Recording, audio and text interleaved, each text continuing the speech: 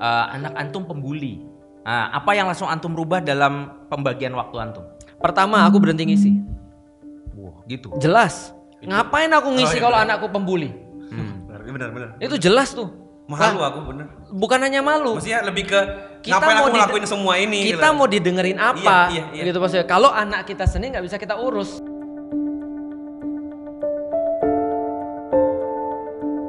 Nah makanya aku tadi sepakat tidak sepakat soal prank. Maksudnya sepakatnya tuh bahwa iya itu benar ada pengaruhnya. Tapi menurutku lebih ke tidak hanya itu. Iya. Tontonan secara umum, aku yakin anak ini melihat tuh gak harus nonton ya. Maksudnya bisa jadi di rumah, di lingkungan ataupun yang ditonton yang tidak pada usianya. Ya. Artinya dia belum harusnya belum bisa memahami itu baik atau benar. Dia ngeliat ini itu dan dia nyerap itu sebagai sebuah norma kebenaran gitu loh. Salah satunya prank. Tapi banyak juga kok misalkan dia nonton film kartun tapi kekerasan, kan banyak yang Ya maksudnya gini loh, kalau kita berbicara referensi ya, dari zaman aku kecil ya aku udah tahu Giant itu mukulin Nobita kan. Tapi itu ada konteks, Tat. Sekarang banyak kalau anak-anak dikasih handphone, dikasih, Tat. Aku sering lihat keluar komplek itu, lagi duduk di bawah pohon, nggak ada orang tuanya, nggak ada temannya main, dia bebas, dia bisa main game yang bukan pada umurnya. Yang jelas itu isinya bunuh-bunuhan. Kan visinya cuma satu, ngebunuh di situ GTA. kan. Iya kan, intinya kan ngebunuh. Aku nggak tahu gamenya apa, tapi intinya ngebunuh. Yang kedua dia nonton bentuknya tuh kartun, tapi kan kartun tidak selamanya untuk anak-anak kan? Iya. Nggak, maksudku itu adalah apa sih evolusi dari bullying atau perundungan ini? Apa bedanya perundungan di 10 tahun yang lalu dengan yang sekarang ini gitu? Sebenarnya kalau perundungan sama ya aku pikir ya. Pertama tadi karena dia takut, karena dia nggak ada perhatian, dia harus nyakitin orang lain. Sekarang Bentuk kayak lebih ketakutannya. masif gitu loh. Sekarang lebih masif karena referensinya lebih banyak. Makanya gini ya, contohnya. Dan orang tuanya ngedukung, itu parah banget sekarang. Iya, Kan? betul. Dulu tuh kita bahkan kita yang dibully. Ini entah baik apa buruk ya. Tapi aku ngerasa aku dibully atau dimarahin orang tua. Iya, jadi kayak sekarang tuh bener-bener kayak orang tuanya tuh yang dibully orang tuanya ikut campur dalam tanda kutip, nggak biarin anaknya untuk terdidik dewasa. Yang ngebiarin anaknya ngebully orang lain. Jadi kayak nggak ada kesadaran itu. Iya.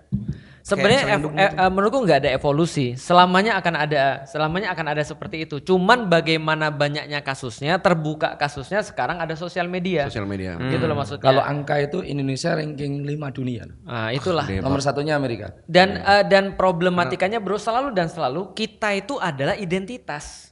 Kita tuh identitasnya apa gitu maksudnya. Nah ini yang kita selalu masukkan pada anak-anak kita. Identitas kita tuh apa? Siapa yang menjadi tokoh utama dalam kepalamu itu? Gitu. Itu kan yang Mas Syahir selalu bilang. Tokoh utamamu tuh siapa? Apakah tokoh utamamu itu adalah Hulk yang senantiasa kalau ada apapun masalahnya aku harus selesaikan dengan fisik, marah. Kalau misalnya Kapten Amerika apapun masalah aku selesaikan dengan berantem misalnya. Ataukah kita seperti apa gitu loh maksudnya. Nah kalau Zubair bin Awam ketika dia ngelihat Rasulullah, dia marah ketika Rasul diganggu karena figur di kepalanya adalah Rasulullah. Maka dia tahu seperti apa. Maka kita kayak bilang, ya segampang ginilah. Kalau orang nonton One Piece figurnya Luffy, orang nonton Naruto figurnya Naruto. Maka dia tahu aku pengen kayak Naruto. Kalau ada masalah aku selesaikan dengan ngomong, gitu kan ya. Misalnya kayak gitu. Kalau misal ada ini aku adalah siapa? Maka kita bilang, aku ini film tentang Google Five. Aku Ranger atau Google yang merah ya. Power Ranger ya. Aku Ranger merah ya, aku Ranger ini ya. Itu kan identifikasi.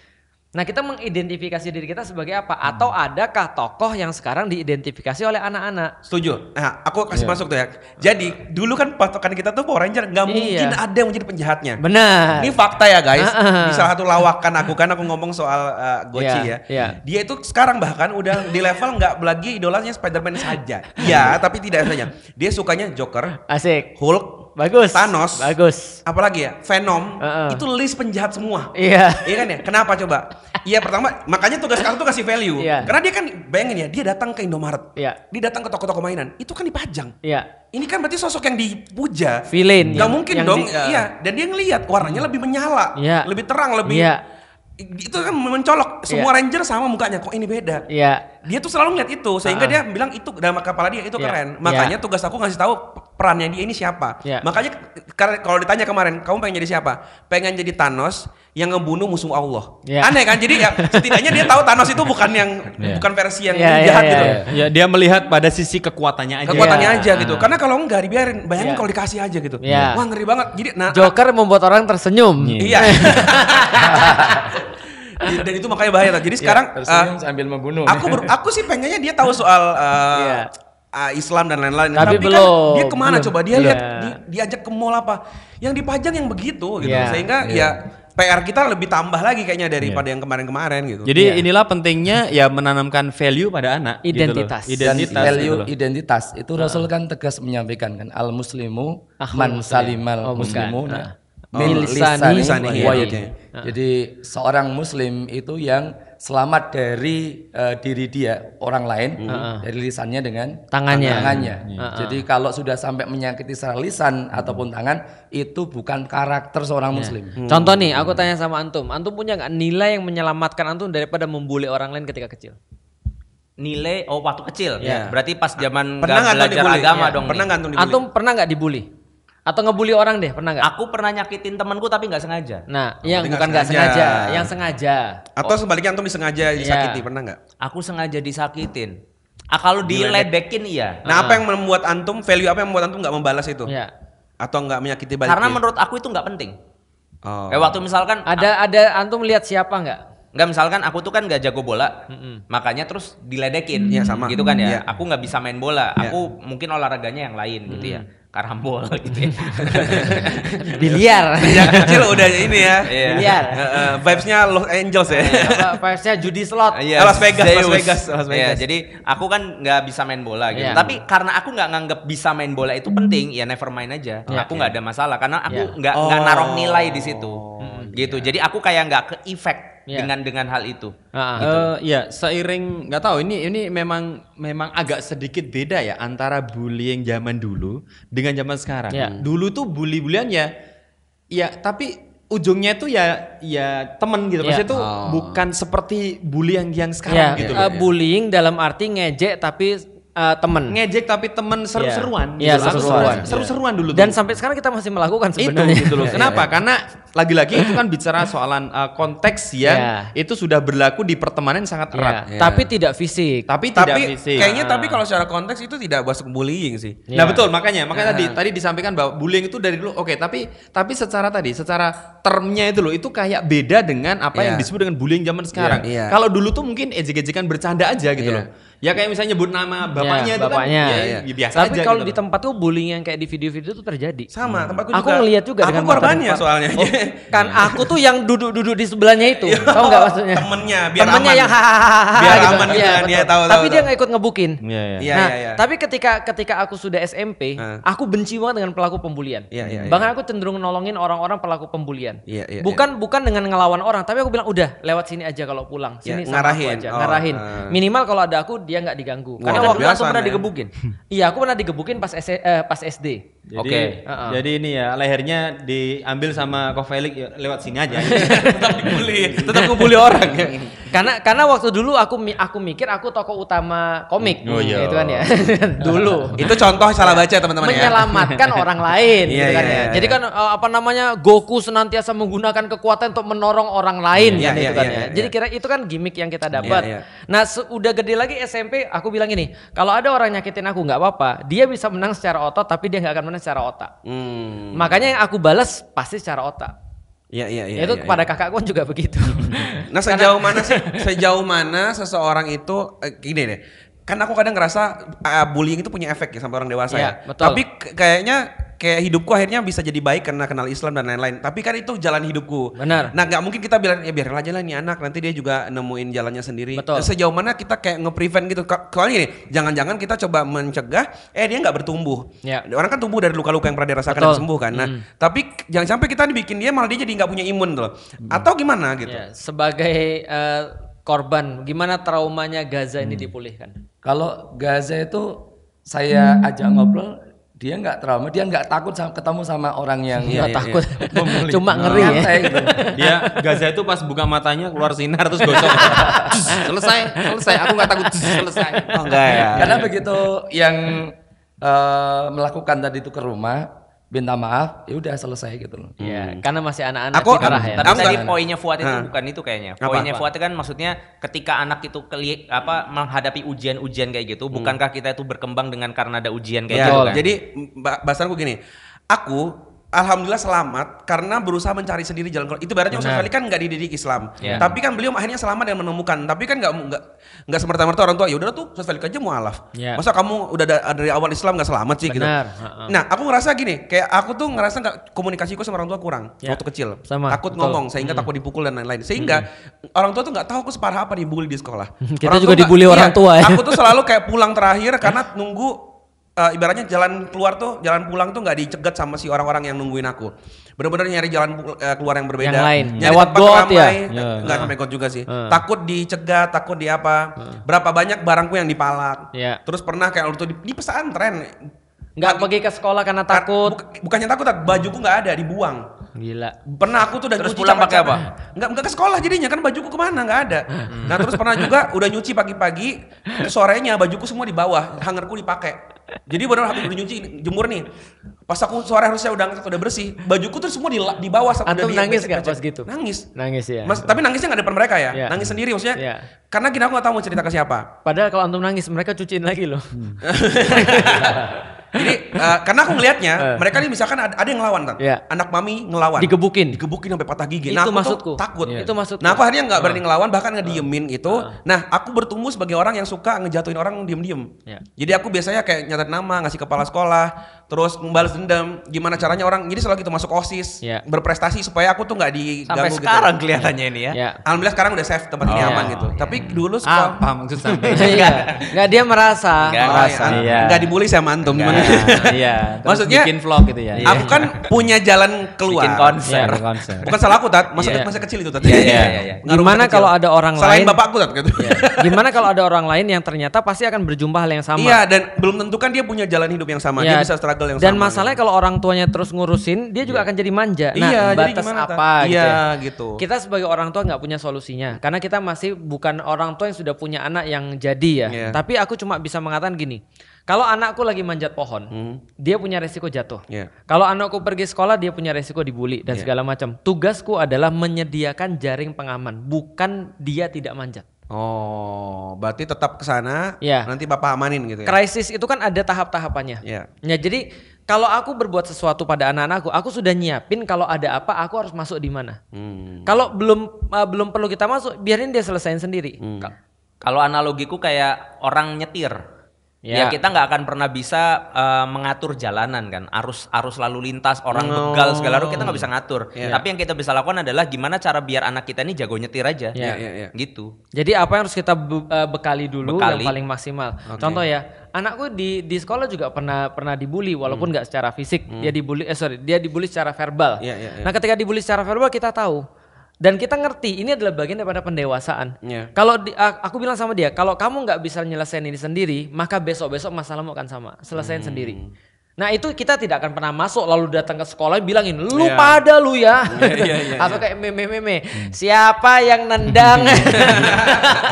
enggak ngomong di masjid itu toa masjid itu loh. Ini siapa yang masukin timun ke lubangnya Tono gitu kan ya. Parah banget. Siapa yang nendang anunya si Sarip. Ini anunya sakit, kalau nggak datang gua samperin gitu ya. Nah aku nggak gitu.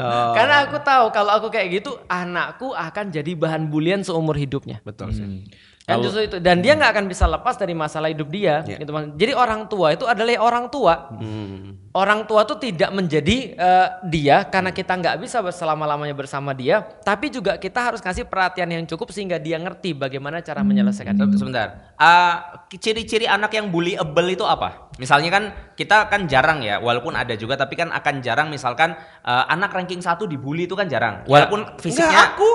Aku tuh ranking terendahku tuh ranking 6 itu cuma sekali, ranking 4 cuma 3 kali. Jangan salah. Sisanya satu. Justru anak yang juara 1 itu yang justru bullyable. Banyak. Oh gitu. Iya Tat. Dibully sama yang nilainya jelek-jelek. Betul. Jangan salah antum. Itu. Kami tuh disayang kalau aku pikir kalau kayak Becky Sugi gitu dia nggak bakal dibully kayak. Oh belum tentu. Mungkin karena dia tambahnya ganteng mungkin. Iya. Dan jago main bola bisa juga. jadi. Bisa jadi. Iya. Aku dulu itu pernah jalan keluar. Dibully. Jadi buliannya saya kan dulu STM. Jadi praktek di banget. bengkel, nginep di bengkel itu. Malam minggu biasanya orang di bengkel kadang-kadang ya mereka pestanya minum-minuman keras. Aku di pojok, dikelilingi sama orang mabuk semua itu. Dipaksa, ayo orang Jogja, mosok nggak minum. Dia mepet terus, aku dipaksa minum. Untung ada satu orang yang ditakuti di situ, mekanik bengkel situ, datang dibubarin, selamat aku. Ya kadang-kadang dipaksa kayak gitu. bener udah bawa botol semua itu. Ngeri itu. Dan mabuk lagi. Mabuk. Kalau enggak dipecahin palanya. Enggak sih, kayaknya enggak itu cuma ngancem-ngancem doang. Orang mabuk begitu loh. Orang mabuk kan enggak ngerti. Iya. Nah, maka kalau tadi balik lagi, apa yang bullyable? Tentu saja secara fisik. Secara fisik dia enggak akan ngelawan. Secara fisik dia lemah. Iya. Secara dari fisik, kelas 1 dibully anak kelas 3. Makanya aku bilang ini nggak bisa diselesaikan dengan anak itu jadi hero. Gitu. Kita harus selesaikan masyarakatnya. Karena kalau kita menyelesaikan anaknya itu suruh berbuat kekerasan juga, kita nggak bisa memutus rantai ini. Setuju. Gitu loh maksudnya. Nah harusnya dididik dulu mereka semua. Nanti kalau sudah tamyiz baru diajarin kamu belajar bela diri. Oke, berarti kalau anaknya nggak bisa kita lewat anaknya, berarti kan orang tuanya nih. Betul. Nah, tadi kan orang tuanya kan parameternya adalah karena dia tuntutannya mungkin bukan tuntutan perhatiannya kurang. Perhatiannya kan kurang. Nah, apa aspek-aspek yang menyebabkan orang tua itu perhatiannya kurang? Biar teman-teman yang mungkin udah jadi orang tua jadi tahu. Perhatian itu, kalau menurutku ya, perhatian itu adalah ketika anak itu merasa terpenuhi, diapresiasi atau terpenuhi seluruh keperluannya. Kalau itu adalah bahasanya perhatian. itu bisa juga dengan bahasa anak itu wadah cintanya itu full diisi oleh kita. Iya. Dia nggak akan nyari di luar. Ya cuma kan masalahnya zaman sekarang kan ajaib ya. Ada misalkan orang tua yang misalnya masih adiksi game misalnya. Kan ada juga.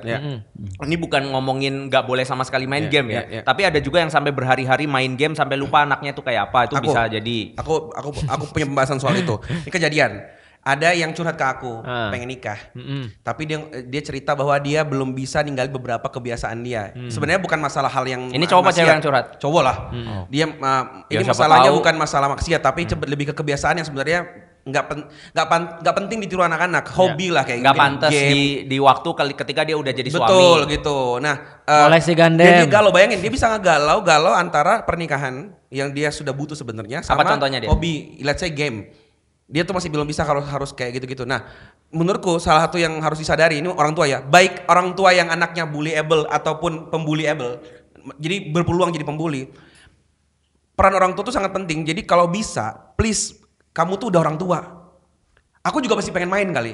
Aku juga masih punya hobi banget kali. Tapi kalau lu nggak kasih perhatian 100% ke anak, itu tuh either dia tuh jadi orang yang masa depannya hancur karena dibully. Karena 1 kali 2 kali bulian itu merusak masa depan loh. Traumatis. Dia kan karakter dia tuh nggak akan seperti orang normal. Walaupun dia kerja di perusahaan yang sama, dia kan cara bicaranya kan beda, cara memutuskan keputusan tuh akan beda.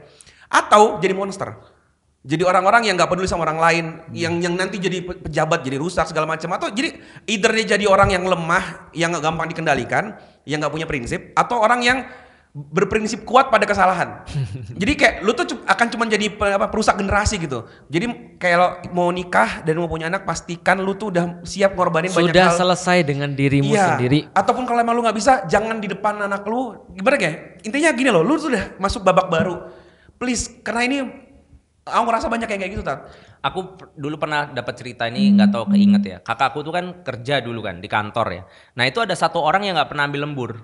Gitu. Sementara dia cuma berpikir kenapa nggak diambil, padahal cuma nambah 2 jam lumayan nih, bisa dapat gaji sekian kali hari misalkan, dapat makan gratis juga segala rupa. Terus ketika ditanya ya jawabannya ya karena anakku nungguin aku.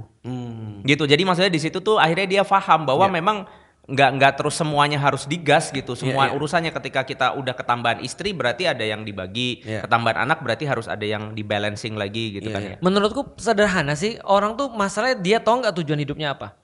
Kan gitu kan ya, contoh, aku senantiasa bilang pada istri-istri yang ngeluh tentang suaminya yang nggak pernah belajar agama, tentang suaminya yang nggak mau ngurus anak. Kenapa? Karena alasannya sudah di kantor. Sederhana ya, contoh ya, bagi kita tujuan kita itu hidup apa? Ridho Allah. Dan ketika ridho Allah kita menikah. Dan Allah nitipin kita anak. Setelah tahu nitipin kita anak, berarti tugas seorang ayah kan bina keluarga. Cuma bina keluarga nggak mungkin kalau nggak ngasih mereka makan kan gitu. Berarti karena itulah kita cari makan. Jadi cari makan tuh adalah kerjaan sampingan.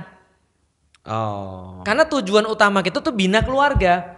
Andai kita sudah punya uang, ya, lalu kemudian kita sudah punya kecukupan, ngapain kita kerja? Tapi kondisi sekarang tuh lebih gila karena bisa jadi ada istri yang lu ngapain nggak kerja lebih keras. Karena aku sudah bilang tujuan nikahnya apa. Iya, karena berarti itu ada sesuatu yang tidak Tujuan nikahnya beres nggak di dalam benak dua orang suami istri ini. Berarti tujuannya belum sama belum gitu loh. ngerti.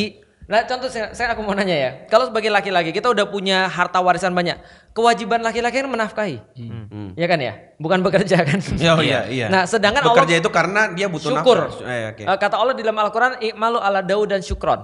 Bekerjalah wahai Daud karena engkau bersyukur pada Allah, bukan karena engkau nyari nafkah. Kerja itu syukur pada Allah. Artinya Daud itu raja, mau kurang nafkah, meneh gitu maksudnya. Tapi dia kerja itu cuma untuk ya gue bersyukur punya tangan, punya kaki, punya akal dan segala macam.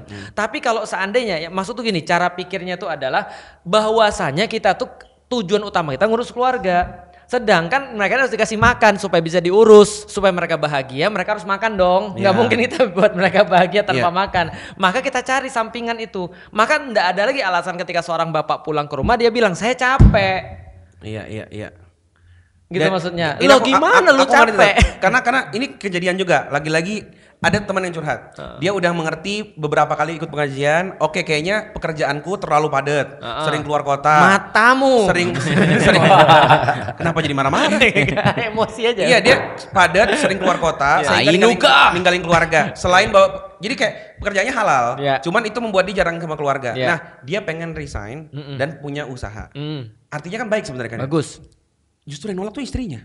Itu aku bilang. Jadi kayak tadi dunia tuh kayak udah mau nyalain siapa sih gitu. Iya, makanya aku bilang gini, kan aku bilang pentingnya ikut lovely family.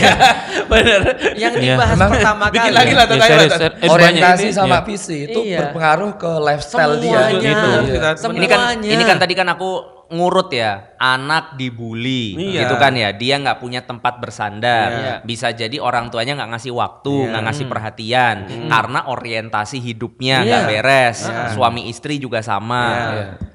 Kenapa mereka menikah bisa tidak ada visi? Karena nggak ngaji. Berarti pernikahan itu dimulai dari sesuatu yang nggak esensi, mungkin karena keterpaksaan atau cuma suka-sukaan atau apa gitu. Ya nafsu doang. Kalau sekarang itu cuma kalau dia udah cinta, yang kedua punya uang, nikah. Berarti ini kan soalan prioritas kan. Dalam pembahasan aulawiyat ternyata prioritas itu kan bukan cuma ngomongin ibadah mahdoh ketemu ibadah mahdoh kan. Bisa jadi urusan-urusan pembagian waktu ini kan juga bagian daripada fikih prioritas. Pembagian waktu itu adalah hasil daripada visi yang sudah jelas. Makanya ada orang berkata pada aku, misalnya, Ustadz saya mau dakwah, tapi saya sekarang sudah semester ke-7. Gimana saya bisa membagi waktu saya kalau saya sudah semester 7 dan banyak sekali tugas? Aku bilang kalau kamu cinta, kamu dakwah. Waktu itu akan kamu cari kalau kamu suka. Tapi kalau kamu nggak suka, jangan tanya saya. Berarti yang dibahas bukan cara mengatur waktumu, tapi prioritas hidupmu. Cara agar kamu menyukai itu. Nah, sama kayak tadi, orang udah menikah, prioritasnya apa? Makanya kita sering nanya, aku sering nanya pada istriku, apa yang negotiable dalam rumah tangga dan apa yang tidak negotiable. Anak kita nanti besok nggak punya kerja, negotiable nggak? Ya paling ujung-ujungnya mati, dia nggak punya makan. Dia nggak punya jodoh, dia nggak nikah-nikah, gimana ya? Paling jomblo sampai mati. Tapi kalau seandainya dia kemudian murtad misalnya, itu kan yang unnegotiable. Maka yang kita tanemin dari sekarang adalah gimana caranya agar kamu itu tetap dalam Islam. Kan gitu sebenarnya. Perkara nanti kamu punya uang, perkara nanti kamu punya jodoh, itu semua mendukung kalau kamu tuh Islam. Gitu loh maksudnya. Nah ini adalah orang tua yang aku bilang sebenarnya mereka punya anak tuh diapain? Aku bingung. Maksudnya orang tua yang kayak pembuli-pembuli ini, aku bingung gitu maksudnya. Nah kalau memang orang tua ini nggak ngerti, setidaknya kita tahu bahwasanya orang tua nggak ngerti pun bisa menjadikan anak seperti itu. Kayak misal, naudzubillah ya. Misal ini cerita aja nih, fiktif nih. Misalkan anak antum pembuli. Nah, apa yang langsung antum rubah dalam pembagian waktu antum? Pertama aku berhenti ngisi. Gitu. Jelas. Ngapain aku ngisi kalau anakku pembuli? Benar. Itu jelas tuh. Malu aku bener. Bukan hanya malu. Maksudnya lebih ke ngapain aku ngelakuin semua ini. Kita gitu. mau didengerin apa? Iya. Gitu maksudnya. Kalau anak kita sendiri nggak bisa kita urus. Sedangkan Allah nyuruh kita bukan untuk dakwah pertama kali, tapi ngurus keluarga dulu, ya nggak? Benar kan? Ya kan ya. Ku anfusakum wa ahlikum naron. Itu adalah sudah jelas. Baru setelah kamu jaga ini, kamu urusin orang lain. Karena anak ini kita bentuk untuk jadi penerus kita, bukan pembatal seluruh amal-amal kita. Toh kita dakwah juga untuk bikin lingkungan yang baik buat dia. Betul. Kan? Ketika kita kemudian sudah dakwah benar-benar, ternyata anak kita pembuli, berhenti dakwah lah. Lalu kemudian kita mulai introspeksi, kenapa anak kita bisa jadi pembuli? jangan-jangan kita banyak ngisi keluar, anak kita nggak kita urusin. Well, faktanya banyak. Jangan-jangan kemudian kita pergi keluar, istri kita juga pergi keluar. Anak kita terus kemudian nggak tahu apa-apa. Ternyata kita berpikir, oh ternyata metode yang saya lakukan sekarang salah. Ya enggak? Nah, ini kan kita lakukan nih, ini sebagai orang tua nih. Karena mau minta tanggung jawab siapa? Apa kita bilang Nabi Lut aja anaknya juga ada yang salah? Lu bukan Nabi, Pak. Iya. Nabi Nuh ya, lo jadi airnya aja gitu. Ya mungkin lu Fir'aunnya mungkin. Iya, jadi gitu yang punya anak juga sama parahnya. Iya. Ada yang baik tapi dipungut nih. Iya, ada baik tapi yang dipungut. Gitu maksudnya. Dan jadi artinya ya kalau anakku pemungut, aku berhenti dakwah lah. Dan kita introspeksi apa yang salah. Kan gitu kan ya? Karena pasti ada yang salah. Wah, nebak sih. Ya, mungkin kalau harusnya yang normal kayak gitu. Bukan kemudian malah dia aku kan udah dakwah, nggak mungkin anakku kayak gitu. Iya. Nah yang seperti itu sering terjadi. Ini orang belajar dakwah di mana sih pada ya Allah? Makanya. Maksudnya nggak mungkin, kok nggak mungkin? Kok nggak mungkin? Ya mungkin dong. Anak lu hidup. Makanya kalau begitu justru dampaknya yang buruk ke anaknya. Asli banyak. Karena kayak teman kita Sifron sering cerita juga kan, dia akan dapat curhatan banyak dari anak-anak, para anak-anak yang ditinggal orang tuanya dakwah. Banyak kayak curhatnya. Gitu. Cuman nanti kita perlu memang perhatian ya. Tadi ada banyak hal. Kalau misalnya kayak anakku ya, aku ngerti ada beberapa dari anakku yang berpotensi nanti dia spontanitas. Tanpa sadar dia bisa ngelukain orang. Aku sadar. Orang aku aja dilukai tanpa sadar.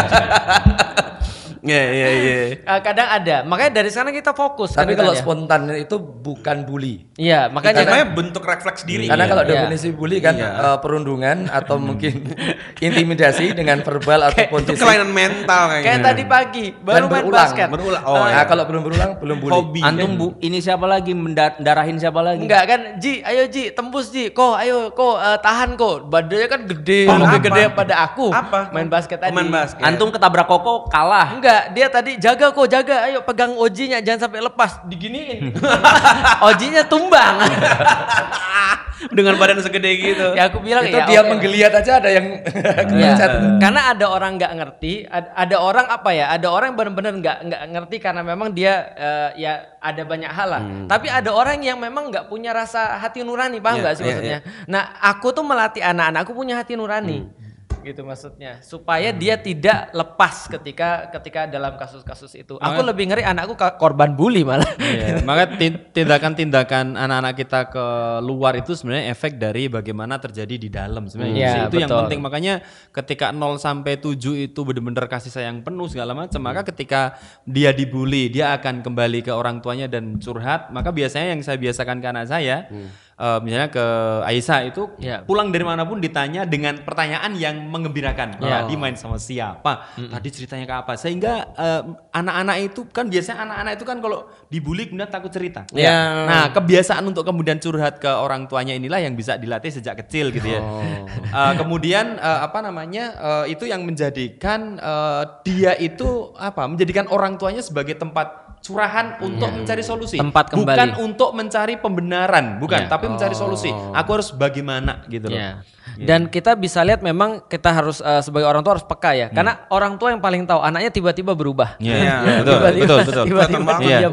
Nah itu kita bukan hanya tanya, tapi kita harus tahu gitu kan ya. Nah maka kita bisa telepon orang tua, temannya atau telepon gurunya, karena pasti ada sesuatu kejadian. Betul. Karena kita kan juga gitu, kalau kejadian sesuatu kita bisa nyembunyiin, tapi kita nggak bisa nutupin. Gitu seperhatian-perhatiannya saya ke dunia anak dengan sebutan Kak Cahyo, itu Fatih juga pernah manjat genteng tetangga. Itu tembok tetangga dicat dengan tulisan Viking. Setelah itu kita nasihati habis itu pakai paku Viking. Wah, gila. Itu di komplek itu anaknya Abi. Tapi saya sebagai orang tua memahami bahwa di keluarga juga harus berkomunikasi. Keluar pun tadi bahwa tidak bisa kita mengandalkan sholat nasihat di dalam lingkup keluarga, tapi kita harus mencoba melakukan sedikit perubahan di lingkungan. Maka kemudian kemarin bikin PAUD, bikin TPA untuk apa? Membuat kondisi lingkungan minimal itu ya di seputarannya itu untuk membuat orang tua itu perhatian terhadap dunia anak. Bisa dibayangkan seorang katakanlah anak saya yang dia orang Jawa. pindah ke Bogor, tiba-tiba di Sunda kan ada bahasa hubungan suami istri. Itu diketik di HP saya. Ya saya seneng gitu kan. Tiba-tiba diketik ini di-googling. Di-googling. Apa ini? Enggak, ini tadi diajari. Oke. Langsung kita temui bukan hanya anaknya, kita ketemu orang tuanya plus terus Pak RT. antum pilok ya. Iya gitu, Pak RT, gambar, ini ada bagus nih gitu. Gimana kalau kita viralkan gitu. Akhirnya itu menjadi perhatian bersama. Nah, menurut saya inilah yang salah satu upaya kita, jangan sampai masalah bullying itu hanya menjadi masalah keluarga, tapi menjadi masalah komunitas yang disadari bareng-bareng. Ini penting. Nah, gitu sebelum negara menyelesaikannya gitu. Jadi harus pada akhirnya peran negara penting gitu. Cuman kan pada diam-diam aja. Jadi minimal kalau tadi misalnya Gaza gitu ya. Berarti para orang tua di sekolahnya ajak kumpul. Gitu. Ajak kumpul itu, melihat Rongsen kan gitu. Mau anaknya kayak gini gitu loh. Jadi sudah kita usahakan. Jadi sekarang akan ada pembinaan untuk orang tua. Insya Allah kita siap untuk support para luar biasa. Gitu. Untuk itu. Ya tadi 60% itu kita benar-benar optimalkan, jangan ada yang lubang gitu ya. Nah, 40% ini nanti juga kita upayakan juga. Jadi di keluarga kita kuatin, kita berikan contoh, nasihat verbal juga ada, kebersamaan, tapi di luar jangan sampai kita kemudian mengatakan itu kan urusan lo. Pada akhirnya itu jadi urusan kita juga gitu. Dan kalau saya boleh saran, jangan sampai anak-anak kita diajarin. Aku udah mulai ngeliat kata-kata antum tuh udah mulai banyak di Instagram. Aku ngajarin anak-anakku kalau masih ngomong mulut diemin aja. Kalau sudah fisik balas jangan. Kenapa? Karena menurutku itu belum cocok untuk mereka. Menurutku yang kita harus selesaikan adalah komunitasnya itu. Jangan sampai dia balas. Karena kalau dia balas ketemu dalam kasus seperti itu lebih parah nanti hasilnya. Soalnya kita juga kaget ngerti. Ini anak umur segini kecil-kecil kan. Kalau kita dulu dibully mungkin udah SD kelas berapa gitu. Jadi kayak karena bagaimana media sosial ini kenceng banget gitu. Kalau memang dia memang lebih kuat, misalnya kayak si Koko gitu kan dibully sama yang lebih kecil, dibalas ya nggak apa-apa. Kalau Koko bilang, bully, ayo bully. Didorong sekali. Maksudnya daripada anak gue jadi joker gitu kan, balas dendam gitu. Temannya mukul tangannya cuma gini kok. Gak nyampe. Lah makanya kalau misalnya kayak gitu dan dia berani nggak apa-apa, tapi menurutku jangan sih. Lebih baik kita selesaikan ini komunitasnya kita buat ideal. Betul. Ada harus dibangun kesadaran bersama minimal di lingkungan sekolahnya gitu. Berarti jadi keinget kata-kata Ustaz dulu soal pilar. Bahwa ada satu individu yang pertama harus tadi ya ngedidik anaknya, kemudian juga yang kedua komunitas kelompok saling ngebantu untuk ngejaga ini biar baik gitu. Yang ketiga kita doain. Karena jujur ini kayak masalah judi kemarin kita udah bahas. Masalah ini bahwa nggak bisa sih emang harus ada peran negara. Ini kenapa aku ambil contoh gini, Korea Selatan kan lagi parah-parahnya bullying. Itu kayak naik terus tiap tahun. Sekarang banyak guru yang mau berhenti mogok gara-gara yang dibully gurunya. Ini udah parah banget sekarang. Di Indonesia juga sudah kemarin ditusuk gitu kan. Nah, di Korea udah nggak tahan lagi, mereka berdemo habis-habisan. Ini demo guru terbesar di Korea. Di Korea itu gak gampang demo mereka. Korsel. Iya di Korsel. Mereka berdemo minta mau berhenti jika sampai mau mogok kalau sampai yang terjadi terus. Di pemerintahnya malah bilang apa? Kamu kalau mogok sehari lagi dikeluarin. Diberhentikan. Jadi dia nggak peduli, intinya terus jalankan. Artinya gini, kita mau niru yang mana sih? Ya kalau bisa segeralah cari. Kita lihat negara-negara semaju itu aja belum bisa selesai menghadapi ini gitu. Untuk itu harusnya ada peran negara yang lebih baik. Karena referensi-referensi terbanyak itu muncul daripada media. Betul. Dan kalau media antum memegang kekuasaan negara, apa hal-hal yang langsung? Kalau dia megang kekuasaan negara nggak di sini nih. Ini kan misal kayak tadi kan cerita kalau anak jadi pembuli. Kalau sekarang misalkan antum punya tangan nih untuk langsung bisa membuat peraturan atau manuver. Akan bilang apa yang seharusnya? Pertama, aku akan membuat semua tayangan-tayangan itu cocok untuk anak-anak. Jadi identitas mereka tuh jelas. Siapa yang mereka tuju, siapa yang mereka akan kagumi, siapa mereka banggakan. Siapa yang mereka banggakan, yang role model mereka tuh siapa. Itu akan kasih tuh sebaik-baiknya pada anak. Berarti ngerubah ini dong peraturan. Ini kan sekarang TV sudah berubah jadi sosial media kan. Dan itu nggak ada rating, nggak ada segala rupa sensor segala rupa. Semuanya. Dan aku bahkan, jadi gini.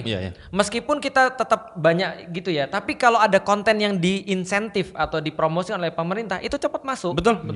Emang sengaja promo gede-gedean. Iya, disuruh nonton di sekolah dan segala macam betul. itu kan bisa tuh. Itu kan kekuasaanku sebagai pemerintah. Ini yang Bagaimana pertama. dulu bencinya negeri ini pada PKI karena disuruh untuk Bener. ketok palu nonton. Harus Iya, nonton. anak-anak SD suruh nonton PKI. Nah, tapi kan itu politisnya tanda kutip ya ada kepentingan. Ya. Kalau ini kan demi masyarakat sendiri, demi Waktu itu kepentingannya apa ya? Yo. Oh ya, kita tidak bahas lah ya. Oke, Terus. Nah, yang kedua, ini adalah masyarakat. Akan ada banyak sekali terus kemudian grup-grup anti bullying. Ini sudah terjadi di banyak tempat-tempat di kayak New Zealand itu terjadi, Australia terjadi, di Amerika kejadian, Bro. Jadi gini, di sana itu sampai mereka mengakui petugas social worker SJW yang memang mereka itu khusus untuk healing terapi untuk orang-orang yang sudah kena concern di masalah perundungan tadi. perundungan dan mereka kasih terus kemudian edukasi setiap waktu ke sekolah. Jadi lalu kemudian ke hukumnya orang diterapkan, tua. kemudian Iya. ada juga penyuluhan pendidikan. Betul. Dan luar biasanya SJW ini ketika mereka fokus dalam pembulian dan sudah mengumpulkan token-token tertentu, ini nanti ketika mereka nyari kerja mereka dapat prioritas. Oh, Jadi benar-benar dikasih Jadi insentif. kayak pengabdi di tengah masyarakat ya. Dan mereka semua adalah terapis terlatih. Oke. Jadi contoh ya, kalau sudah kena perundungan apa yang harus dilakukan? Kalau belum apa yang harus dilakukan? Karena ini kan bukan masalah Islam, ini masalah manusia. Ya, ini masalah manusia makanya. Nah, jadi maka itu yang kedua. Secara kemudian secara masyarakat kita buat grup-grup di masyarakat sehingga ini menjadi permasalahan bersama yang harus ditanggulangi bersama. Nah, itu bisa dikasih insentif. Di pendidikan masukin kurikulum Ya, gitu, betul. Penguatan dan segala macam. Itu sudah referensi tadi, masyarakat sudah. Nah, secara hukum. Secara hukum kalau Apa ada hukumnya nih? Kalau ada kasus-kasus perundungan kayak begitu, pelakunya kita kumpulin, berarti dia berpotensi untuk melakukan sesuatu yang lebih besar. Tapi di Palestina. Waduh, jadi kita sisa- arahkan ya. Oh iya. Sekalian ya. Iya, kayak suicide Kalau squad tidak gitu loh. terduga. Kalau mau bullying tentara Monggo. Israel sono loh. Iya, bagus itu. Jadi ini sebenarnya bukan ditekan tapi Iya. dialihkan. Iya, Diarahkan. diarahkan yang baik. Reorientasi. Iya. Iya. Ya Bro, kalau menarik itu kan sekali. seandainya, tapi Iya. kan ideal banget. Iya. Kalau saya misalnya tidak seandainya, maksudnya apa yang kita harus lakukan hari ini salah satunya. Ini salah satunya.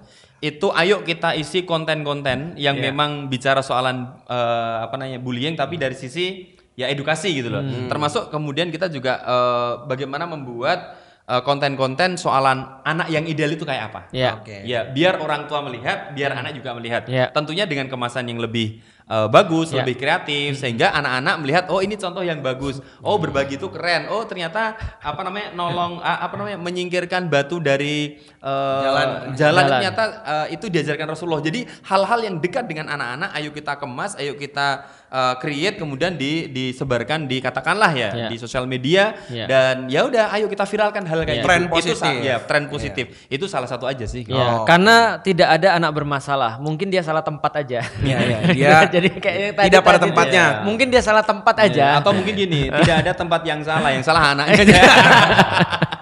Jadi intinya tidak ada anak yang bermasalah, tapi kalau sekarang masalahnya beranak. Iya, Gitu, karena betul. dibiarkan tadi. Iya, si anak bermasalah yang beranak masalah. Iya. Jadi fokus kita memang bukan pada anaknya, karena anak tuh lebih pada korban ya aku lihat ya. Istri saya sebelum kejadian itu baru berapa minggu sebelumnya itu ngisi Dibully? materi Oh, bukan. parenting, judulnya apa? Bullying.